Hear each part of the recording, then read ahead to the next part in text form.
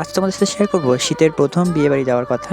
তো সেদিনকে ছিল আমাদের রিলেটিভদের একটা বিয়ের ইনভিটেশন এবং সেখানেই আমরা চলে গেছিলাম পার্শ্ববর্তী নবদ্বীপ শ্রীরামপুরে।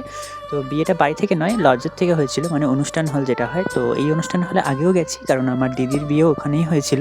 তো সেখানে আমরা সকলে মিলে চলে গেছিলাম, টোটো করেই গেছিলাম। তো সকাল সকালই চলে গেছিলাম, মানে একটু তাড়াতাড়িতে, যেহেতু শীতের রাত। আর গিয়েই দেখি যে যেহেতু গোধূলি লগ্ন ছিল আর বিয়েটা বসেও গেছিলো আর তাড়াতাড়ি বিয়েটা স্টার্ট হয়ে গেছিলো। তো আমি মানে সেই বিয়েরই কিছু ক্লিপ নিজের ফোনে ক্যামেরাবন্দি করে নিয়েছিলাম।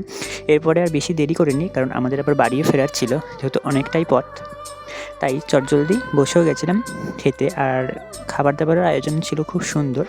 আর তার মাঝে আবার দেখলাম একবার যে কী সুন্দর মালা বদলের একটা সিনটা চলছে, এছাড়া বিয়েও বসে গেছিলো। তো এইসব কাটিয়ে আবার চলে গেলাম আমরা প্যান্ডেলে, এবং সেখানে গিয়ে যতজলদি সিটে বসে গেছি। প্রথমেই দিয়েছিল একটা ফিশ চপ, তারপরে ছিল স্যালাড সস, তারপরে ছিল গরম গরম সাদা ভাত, ছিল মুগ ডাল, আর অ্যাজ ইউজুয়াল তার সঙ্গে যেরকম চিপস থাকে তো সেটা তো ছিলই। এরপরে ছিল ফুলকপি চিংড়ি দিয়ে একটা রোস্ট টাইপের। এরপরে ছিল তো রাইস, তার সাথে তো চিকেন কষা থাকবেই, এটা তো মাস্ট। এরপরে আমের চাটনি, সঙ্গে পাঁপড়, এটা তো কম্বো থাকেই। এরপরে ছিল সাদা দই এবং নলেন গুড়ের মিষ্টি, সাথে একটা করে লট চমচম। তো এই ছিল বিয়ের আয়োজন, এবং তাড়াতাড়ি আমরা খাওয়া দাওয়া শেষ করে সকলকে টাটা দিয়ে আবার বাড়ির উদ্দেশ্যে রওনা দিয়ে দিয়েছিলাম।